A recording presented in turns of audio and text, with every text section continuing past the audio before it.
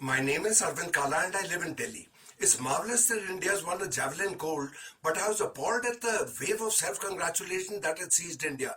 We were saying Shabash to ourselves as if we had emerged as global winners. The truth is that our performance in this Olympic has been pathetic, as it always has been.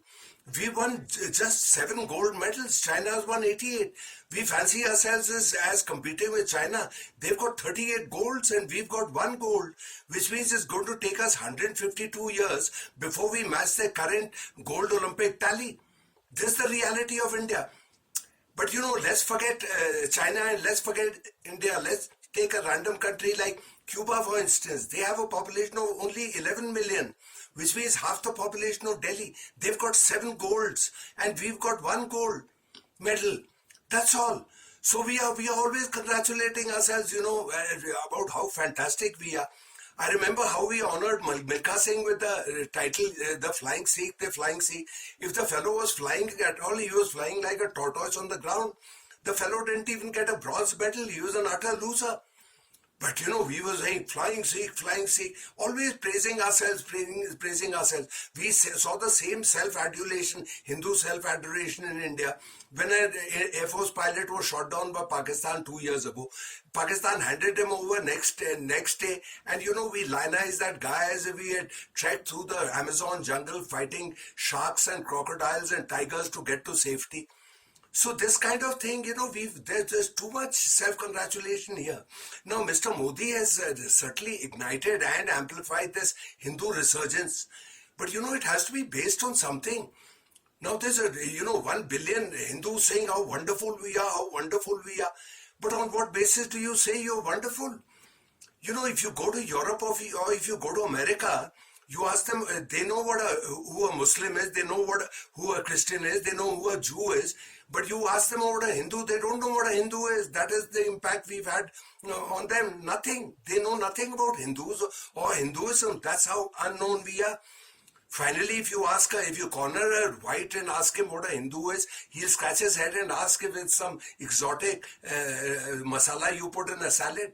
That is the reality of India, of Hinduism, and this. We are unknown. But we are always congratulating ourselves about how great we are. If we are so great, let's compare ourselves with the world's Jews. India has 1 billion Hindus, which means 1,000 million Hindus. And Jews are only 16 million worldwide. India has got 12 Nobel Prizes. Jews have got 180, but they don't talk about how great they are, But India does. This Hindu self-resurgence. I mean, imagine me standing again. I remember BJP slogan of a few years ago, "Garv se kaho hum Hindu hain." So I stand against a tree doing zusu and shouting to the world, "I'm a Hindu, I'm a Hindu, I'm a Hindu." Next, the BJP will say, "Tell the world if you're bald, I'm a Hindu, I'm a Hindu," and take pride in that. Or take pride in a squint or something like that. So there's too much self-congratulation in India. It's a peculiar trait. You see, the sign of an intelligent man is a fellow who doubts his own intelligence. That's the same thing with the nation. Is the sign of a fool who thinks he knows everything. Now that is white societies in America and Europe, they're severely self-critical. So are the Eastern societies with Japan, etc. It's only in Islam and in Hindu India, which is very much like Islamic countries, where the self-congratulation is huge. We know everything. It was the same kind of silliness which prompted Modi to say once that it was plastic surgery which put an elephant's trunk on Ganesh and stuff like that. Now, this kind of thing, it's very foolish and I don't know, it's very silly, and it's time we shed this. It'll get us nowhere. All right, folks, I think a lot of sense. I talk a lot of sense. Look at the red subscriber button below and press the button. Come on, quick. Thank you. Goodbye.